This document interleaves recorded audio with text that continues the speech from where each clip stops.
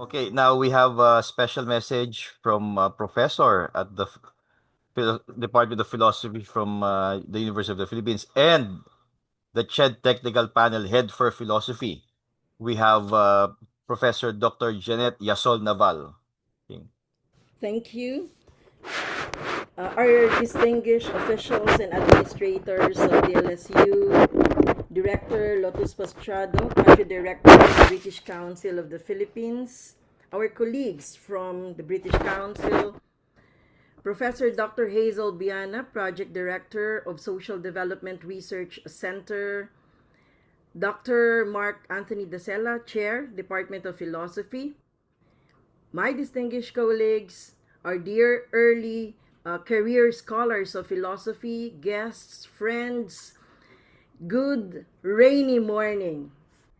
Well, allow me first to congratulate the DLSU Department of Philosophy and the Social Development Research Center with Durham University for mounting and co-hosting the first phase of the program Empowering Early Career Philosophers in the Philippines, and for their vision behind its partnership with the British Academy.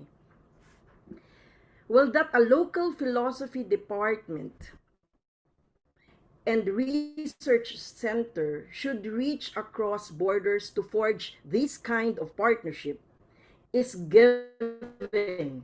Sabi nga ng ating younger generations. It tells us something very important. Our philosophical community continues to work deliberately toward becoming an active participant in the global development of our discipline. This, to me, is the collective vision we all share to capacitate our early career scholars in research production so that they may take part in global philosophical discourse and stand in direct conversation with the current developments in the discipline, not merely as observers of where philosophy is headed, but as scholars who help take it there. Hindi lamang upang sundan natin ang pag-unlad ng filosofiya, bagkus bilang mga scholar na siyang gigiya sa direksyong tatahakin ng disiplina ng filosofiya.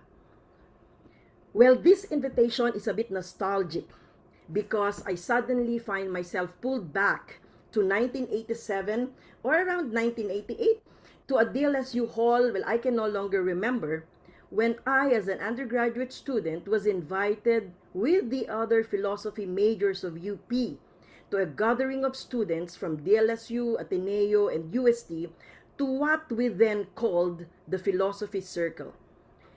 It was followed by another meeting in UST, although, well, I don't remember UP hosting any meeting. Maybe we didn't have the budget.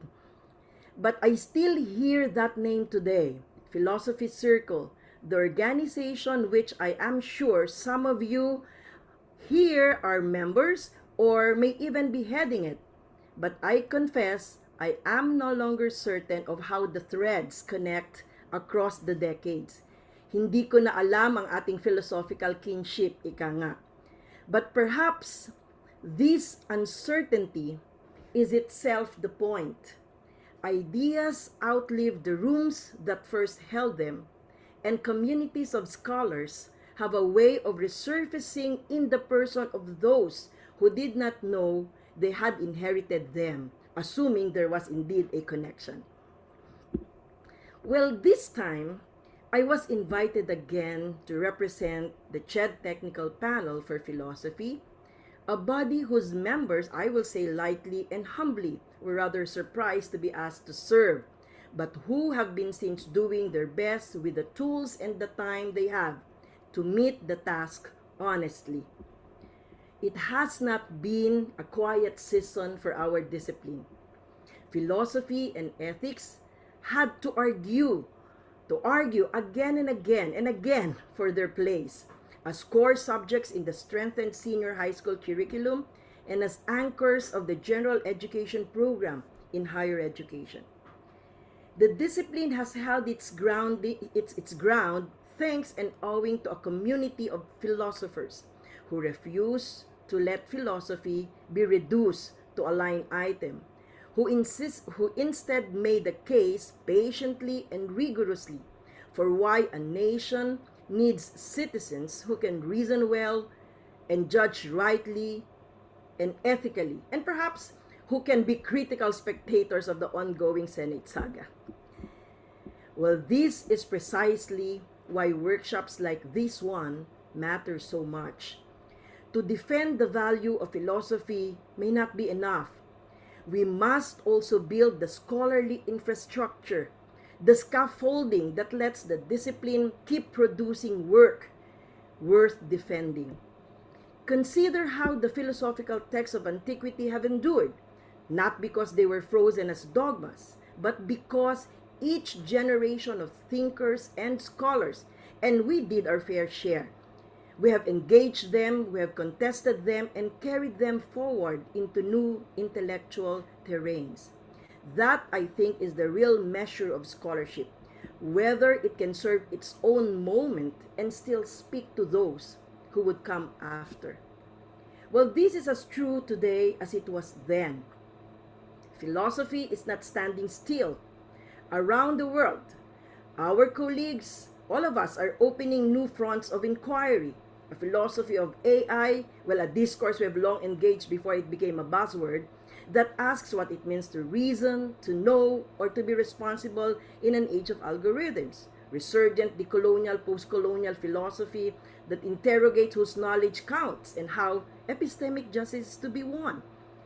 An ex-phi, experimental philosophy that dares to test even philosophy's own oldest tool, intuition, against actual empirical evidence. Hence, a discipline willing to question even its own foundations. And closer to home, we Filipino philosophers continue to till, cultivate, and enrich the fertile ground of Pilosopiyang Pilipino, nurturing a distinct and continually unfolding philosophical tradition. Started by, of course, our mentors, Quito, Ferriols, De Castro, Timbresa, Mercado, to our very own Professor Mabakyao, and even younger colleagues. Situating our own intellectual traditions within global and local conversations. Well, I don't think these are just marginal curiosities. They are proof that philosophy is a living discipline, capable of reinventing its own questions to meet the demands of a changing world. Our task and yours is to produce work of that caliber, research that answers to the urgencies of the present while being built to last, and in doing so contributes to the shaping of our nation's intellectual life and contributing down to local public policies. I understand that this workshop is the first of a four-phase project to give early career scholars real platforms toward publication in top-tier journals and produce meaningful and lasting scholarly outputs. It comes at a timely moment as CHED, Memorandum Order Number 15 Series of 2019, has required graduate students to publish in reputable and peer-reviewed journals to complete their degrees.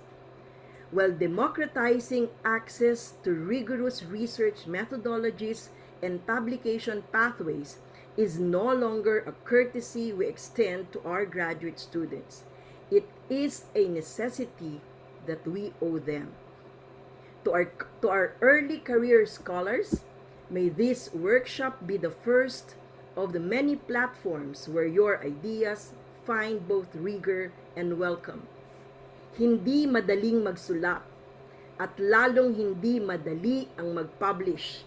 Ngunit ang pinakamahirap ay ang manganay, ang mailabas ang pinakaunang artikulo.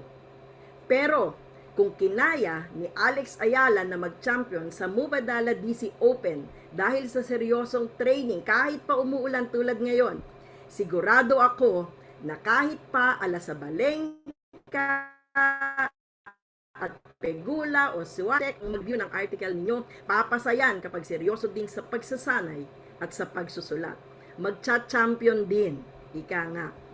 Well, I look forward with great hope to seeing what your generation will build for philosophy, for our universities and colleges, and of course, for our country. Pagbati, mabuhay tayong lahat, padayon!